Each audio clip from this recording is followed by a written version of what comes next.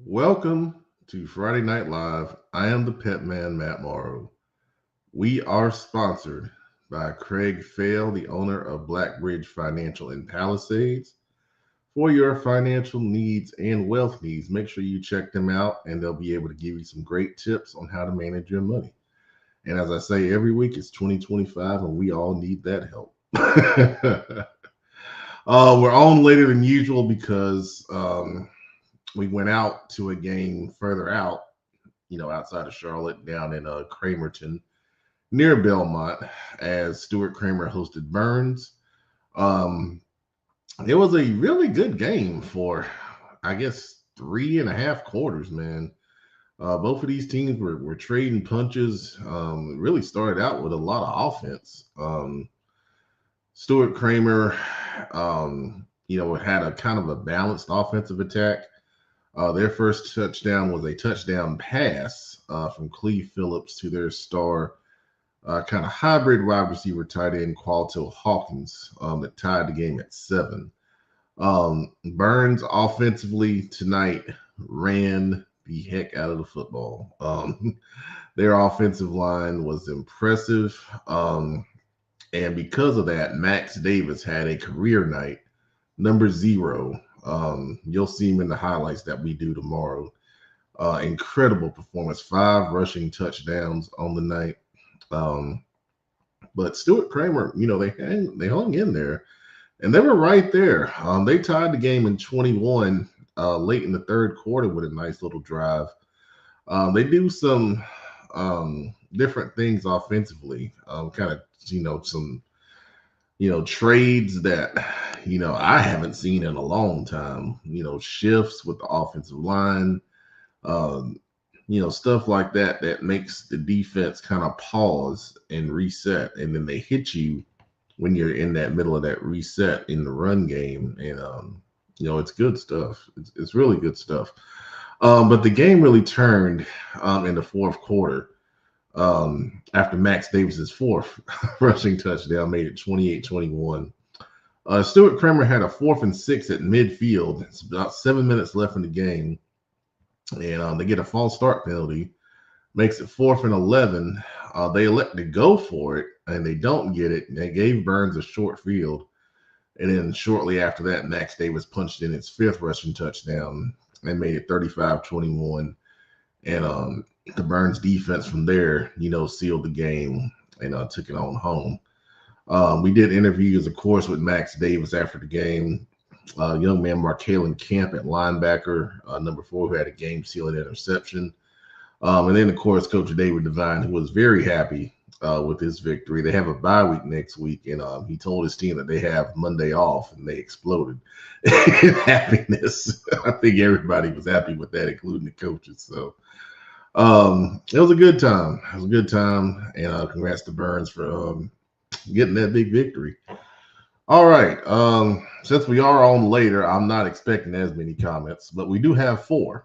So I am shocked that I have any. So I appreciate you guys that are here watching this being here. Of course, Armani Bird.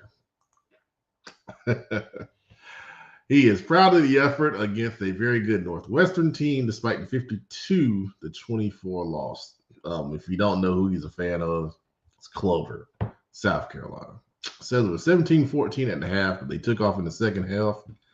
The bye week is up next and got to get healthy. All right. So, he's got a correction, 24-14 at halftime. Okay. All right. Yeah, I guess you said it, Armani. Ain't much to say about that. Playing Northwestern.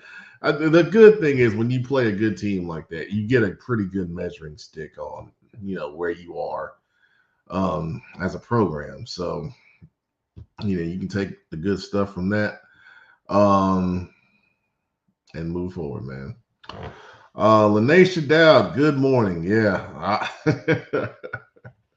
I thought about doing this in the morning. I've done that before, but we've got some plans tomorrow, so can't do it in the morning. But yeah, appreciate you being here. Thanks a lot. Oh man. J-Man. Mooresville won 48-10 over South Iredale. Okay.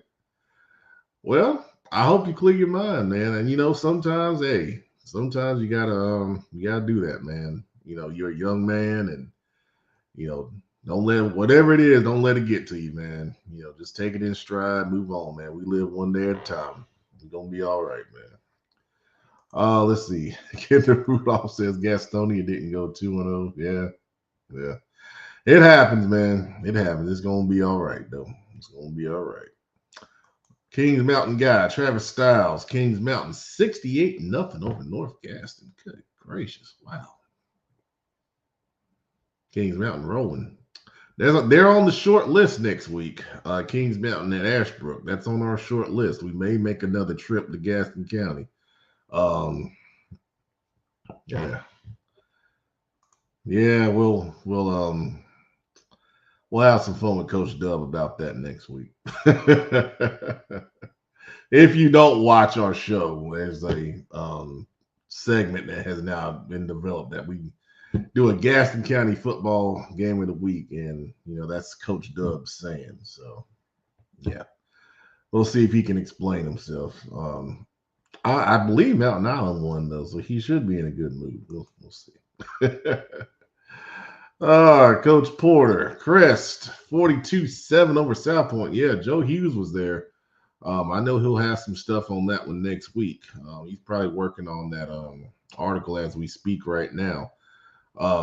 But he said on the show going into it, South Point had won 4 out of 5 against Crest, and obviously you guys at Crest had enough of that. That's pretty evident right there. I saw, obviously in his in Joe's updates, your offense was really, finding some things, it looked like the passing game with Hamrick was working pretty good tonight. So kudos to hold South Point to 7 is really impressive, and it says a lot, for that Chargers defense for sure. Chris, I saw you, man. I saw you out there. You played your tail off. It's all right, man. It's all right. Well, like we said, you guys are much improved. You were right there in the game, 21-21, going into the fourth. Hey, keep your head up, man. Keep leading those guys. Keep leading those guys. I love your passion. I got a nice highlight of you making a big tackle out there. So that'll be in the package. Keep your head up, man. Y'all gonna be all right. Let's see. Nate Baker, big offensive lineman, South Mech, 6-1, 6 in a row, 46-20 over West Mech. All right, they rolling, man. And them Road Warriors, man. Road Warriors are real. They are real, man. I'm gonna see you guys soon. I'm gonna look on the schedule and get out there and see you guys, because I got to see what's going on with the Road Warriors, the Sabres. Good stuff, Nate. Keep working. Let's see here. Well, Mike. Yeah, we, we'll have our words with Coach Webb, or Big Eye Shelby, as we call him. But it's all right. It's all right. Good job of Dub C. Good job of Dub C. They got it done. The score was 31-7. West Charlotte defeating Independence. Independence jumped up 7-0 in that game. And then West Charlotte kind of took it from there. So, excuse me. Jamori Nichols, quarterback, had a big game once again. And I saw Dante Nicholson, number 2, had a huge game, showing why he was selected for the Shrine Bowl. So, kudos to the Lions getting another big victory in the SEC conference of North Carolina high school football, because it doesn't stop, man. It just doesn't stop. Kim Watts, the big P, not the little one, win over Ardrey. I did not realize this was the first victory Palisades has ever had over Ardrey. Shame on me. But they got it done tonight, 14-11, 2 fourth quarter touchdowns by Palisades. Pulls that one out. And congrats to Palisades. That gives them an inside track on the conference title there. I thought those two were the best teams in the conference, and it was a de facto conference championship game, and Palisades was able to pull it out. Now, a lot of people say conference championships don't mean much now because of the RPI, counting for all this playoff seeding, but I don't buy that, man. That still means a lot to these teams and these coaches, to say you're the best in your league. That still counts for a lot in my book. So that's a big win right there for the Pumas. And congrats to Coach Simmons and those guys for finally getting it done over a really good program in RGKL. Let's see here. Well, I'm glad Joe was able to give you some insight. We joke about that sometimes. Like there was a guy that said, to beat West Charlotte, you got to stop the pass, and we had a little fun with that on the show last Wednesday night. But it's good job, good job. Jamel Lattimore, Cox Mills 17, Simcoe Bears 14. That is a good win for the Chargers. Moves them up into the conference standings there in the what is that conference called?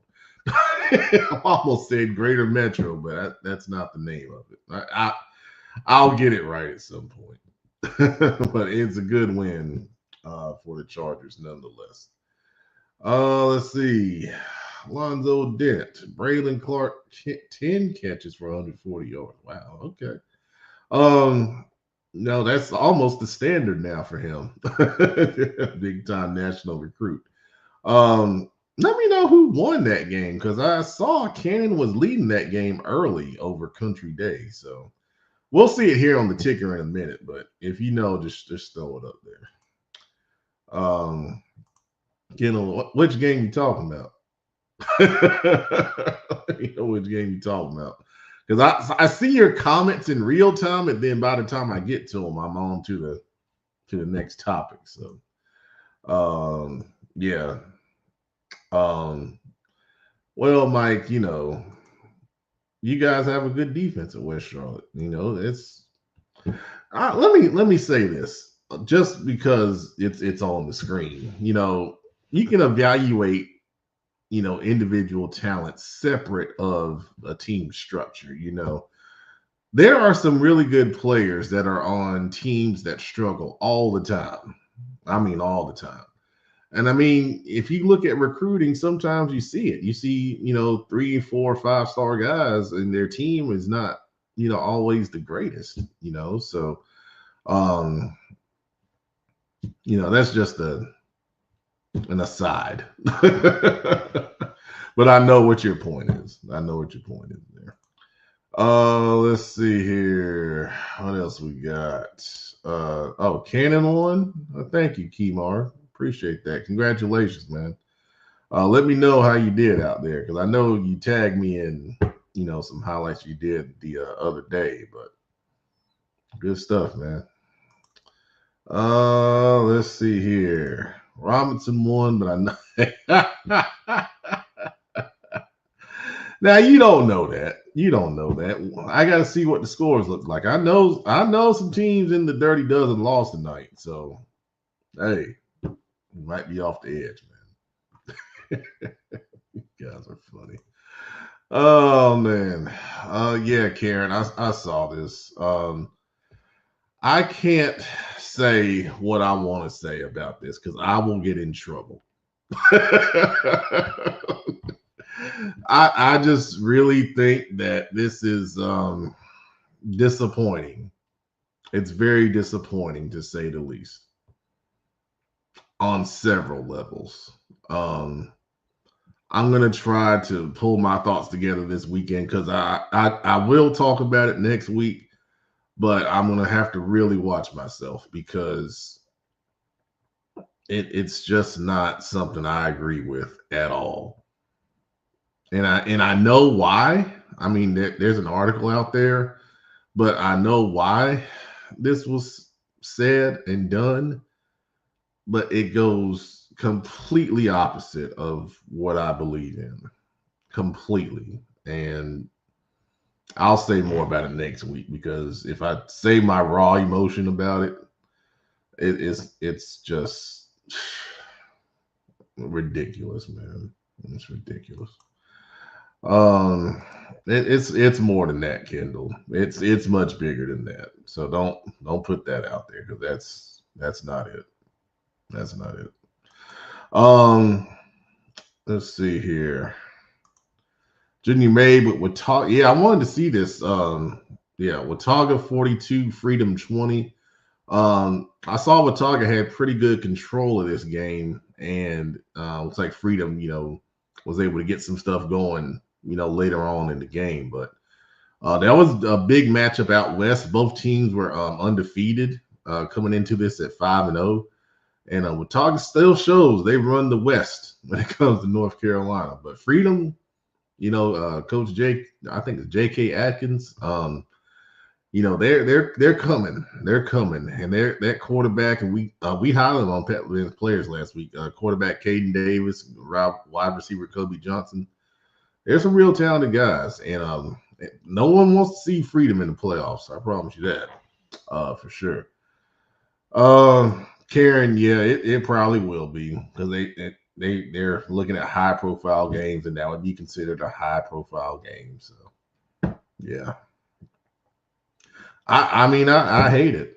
I hate it, man. But it is what it is. It is what it is. Yeah, Kendall, you can say whatever you want, man. You can say whatever you want. I don't talk about what I do in my, professional career, but I'll just say there's some insight. I just have some insight that, when you do stuff for kids, it should be a consideration. It should be a consideration and not a hindrance. That's just not right. Well, I'll leave it at that. I'm gonna go to the ticker. Let's go through the scores, guys. All right. Starting out, looks like Western Bears defeated Harding 17-6 in a low-scoring defensive battle tonight.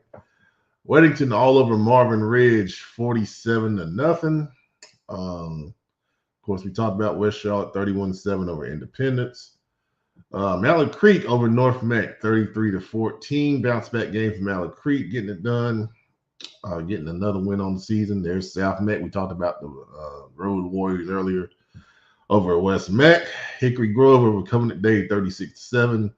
Charlotte Christian playing better football now. Win over Christ School 44-21. Big win for Lake Norman. Wow, 35-0 over undefeated Statesville team at Statesville.